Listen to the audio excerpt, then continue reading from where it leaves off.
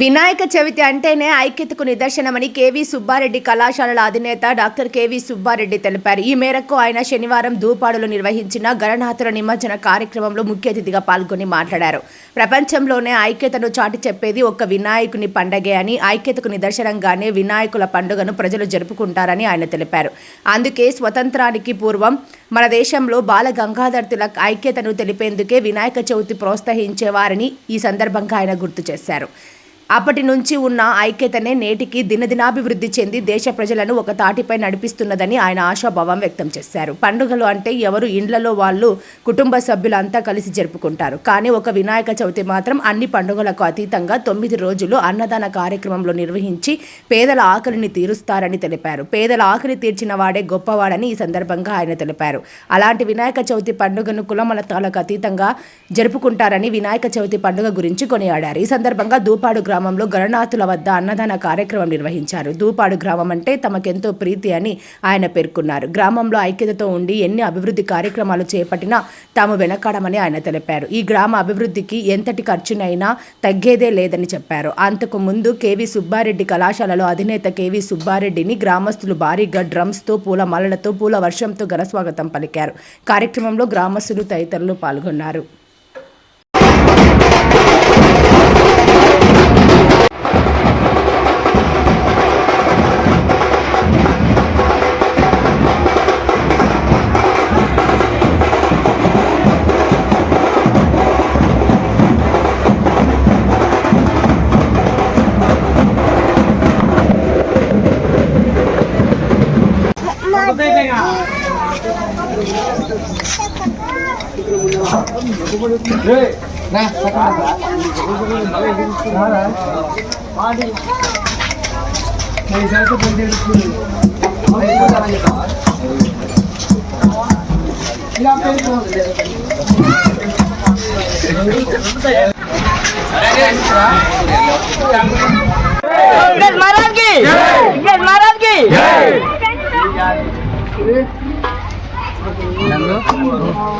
అన్న ఇతను కదా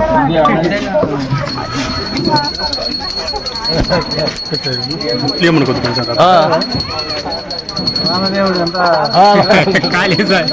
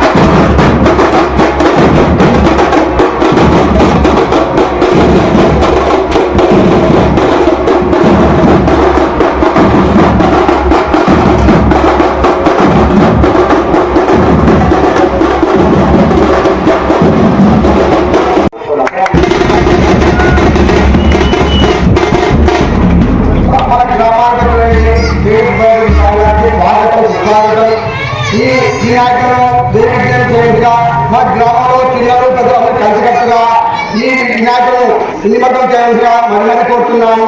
ముఖ్యంగా కేవీ సుబ్బారెడ్డి సార్ గారు కోరుతున్నాను.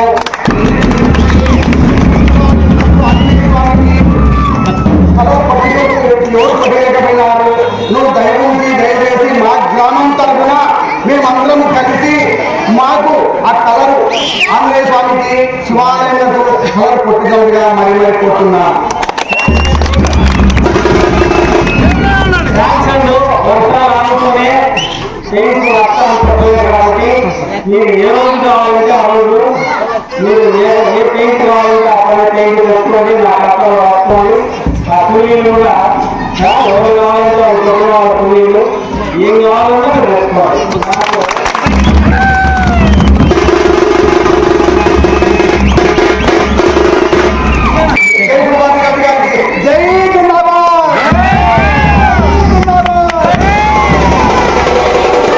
అండదండగా ఉన్నాడు కాబట్టి పెద్ద ఆయన మనకు మాట అడగడమే కష్టమే కాదు కాబట్టి జై జై విశ్వారెడ్డి గారికి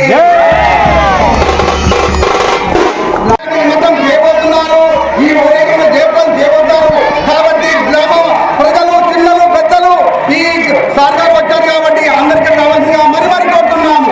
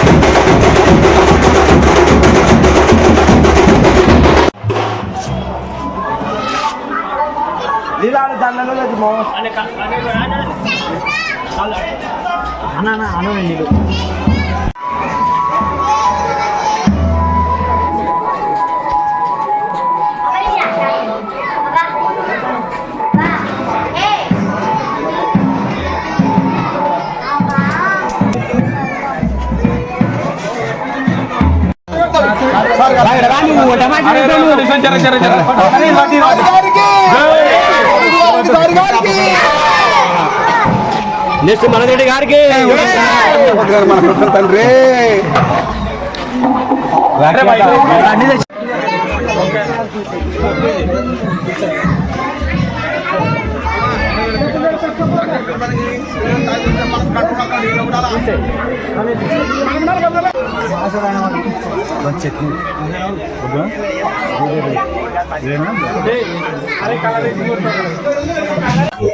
ఈరోజు దూపాడు గ్రామంలో గణేష్ నిమజ్జనోత్సవం జరగబోతా ఉంది. ఈ సందర్భంగా నన్ను ప్రేమపూర్వకంగా ఆహ్వానించిన దూపాడు గ్రామ ప్రజలందరికీ కూడా ధన్యవాదాలు అర్పిస్తున్నా. ఎక్కడైనా కలిసి ఉంటే కలుసుకం. అందుకే స్వాతంత్రోద్యమ సమయంలో బాలగంగాధర్ తిలక్ గారు ప్రజలందరినీ సమన్వయపరచడం కోసం, ఒకరికొకరు తోడ్పాటు అందించే విధంగా తయారు చేయడం కోసం ఈ గణేష్ ఉత్సవాలు అనేటువంటి కార్యక్రమాన్ని ఆనాడు చేపట్టాడు. అది ఇంతింతాయి ఒడ్డింతాయి అన్నట్లుగా ఈరోజు ఒక భారతదేశంలోనే కాదు అనేక దేశాల్లో, ఇంక్లూడింగ్ ముస్లిం దేశాలు, కమ్యూనిస్టు దేశాల్లో కూడా బ్రహ్మాండంగా గణేష్ ఉత్సవాలు జరుగుతున్నాయి. మరి ఇక్కడికి తీసుకుంటే కర్నూలులో మరి పూర్వం ఉన్నటువంటి కంబైన్డ్ ఆంధ్రప్రదేశ్ లో సెకండ్ బిగ్గెస్ట్ సెంటర్ కర్నూలు అని అందరికీ తెలుసు, హైదరాబాద్ తర్వాత. మరి ఈనాడు కూడా కర్నూలులో అతి భారీగా విగ్రహాలు పెట్టారు, అలాగే అన్నదానాలు చేస్తున్నారు. గణేష్ విషయానికి వచ్చేసరికి మిగతా పండుగలకు ఇక్కడ తేడా ఏమంటే ఒక రోజు 2 రోజులు కాదు, ఏకంగా నవరాత్రుల పేరుతో 9 రాత్రులు పూర్తిగా, మరియు డేస్ అయితే 10, ఇంకా హైదరాబాద్ లో అయితే 11, 12 రోజులు. మరి అదే కాకుండా ప్రతిరోజు కూడా పేదలకు అన్నదానం పెట్టడం అనేది ఒక పెద్ద విశేషం. ఏ పండుగ అయినా కూడా ఎవరో ఒకరి పేదవారి ఆకలి తీర్చగలిగితే అది నిజమైనటువంటి పండుగ అవుతుంది. అలా కాకుండా మరి వాళ్ళ ఇంట్లో వండుకున్నాం తిన్నాము అంటే అదేదో సినిమాలో, పోకిరి సినిమాలో చెప్పినట్లుగా తిన్నామా పడుకున్నామా అన్నట్టు కాకుండా మరి మన ప్రజలందరూ కూడా ఈ పండుగ రోజులను షేర్ చేసుకోవాలంటే గ్రామం అంతా ఒకటి చేరాలి, కులాలకు మతాలకు అతీతంగా, అలాగే ధనిక పేద అనేటువంటిగా ఈ భేదాలు ఏమీ లేకుండా అందరం కలిసి పండుగ చేసుకోవాలి. ఆ కార్యక్రమం నిర్విఘ్నంగా సాగుతూ ఉంది. మరి దూపాడు విషయానికి వచ్చేసరికి 3 చోట్ల మంచి గణపతి విగ్రహాలను నెలకొల్పడం జరిగింది. అలాగే ఇదే గ్రామంలోని మరో భాగమైనటువంటి లక్ష్మీపురంలో కూడా 8 విగ్రహాలు, అలాగే పందిపాడు అనేటువంటి ఇదే దానికి సంబంధించినటువంటి ఊర్లో కూడా మరి 3, 4 విగ్రహాలు. ఇవన్నీ కూడా మరి ప్రజలను దగ్గర చేర్చుంటే మాత్రం నేను సంతోషిస్తాను, ప్రజలను విడదీస్తే మాత్రం కొంచెం బాధాకరం. నాకు తెలిసి ప్రజలు కలుపుతున్నారని నేను భావిస్తున్నా. ఎందుకంటే ఈరోజు మీరు చూశారు, మరి అందరూ కూడా వేడుకలో గ్రామం అంతా ఒకటై కలిసి వచ్చింది. మరి ఇలాంటి కార్యక్రమాలు, కలిపే కార్యక్రమాలు ఏదానికైనా కూడా నేను ముందుంటాను. మరి ఇప్పుడే గ్రామానికి సంబంధించి ఈ శివాలయానికి రంగులు, తర్వాత ఆంజనేయ స్వామికి రంగులు అడిగారు. నేను వెంటనే శాంక్షన్ చేశాను. ఈ రోజు కావాలంటే ఈ రోజే కూడా, లేదా రేపు కావాలంటే రేపు, ఏ రోజు కావాలన్నా కూడా.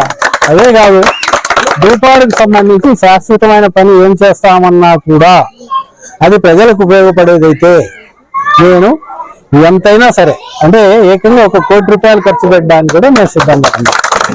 సో ప్రజలందరూ కూడా ఇప్పుడే చెప్పారు మీరు మా మావారు అని, అది నేను కోరుకుంటున్నాను. ఎందుకంటే మేము ఈ కాలేజీ దూపాడులో పెట్టక ముందు దూపాడు దగ్గర కనీసం కాలేజీ ఇదే ఆర్టీసీ బస్సు ఆగే పరిస్థితి కూడా ఉండేది కాదు.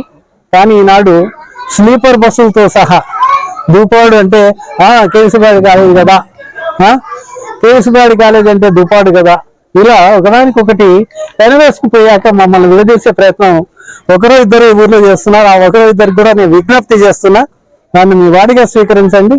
మీకు ఏదైనా సరే మేలు చేస్తాం తప్ప మేము ఎట్టి పరిస్థితుల్లో నా జీవితంలో మరి కేసుబాడి వల్ల నష్టపోయిన వ్యక్తి ఎప్పుడూ లేడు, ఇక ముందు కూడా ఉండడు. మరి మీరంతా కూడా నా కుటుంబం అని నేను భావిస్తున్నా. నా ఇంత పెద్ద కుటుంబం, ఇంత పెద్ద గ్రామం, మనందరం కలిసి పనిచేస్తే గ్రామంలో ఇంకేమైనా కావాల్సినవన్నీ కూడా డెవలప్ చేసుకోగలుగుతాం. ఈ పండుగను హ్యాపీగా జరుపుకున్నారు. ముందు కూడా మరలా ఈ గణేశుడు నిమజ్జనం అయ్యాక తల్లి ఒడిలోకి చేరతాడు. ఈరోజు గంగమ్మ ఒడిలోకి మరలా తిరిగి రావయ్యా గణపయ్య, ఈ ఊరిని ఈ ప్రజలను ఆదుకోవయ్యా, నాకంటే ఇంకా ధనవంతులుగా చేయండి అయ్యా అని ఆయన వేడుకుంటూ అవకాశం ఇచ్చిన నా గ్రామ మిత్రులందరికీ, నా కుటుంబ సభ్యులందరికీ ధన్యవాదాలు.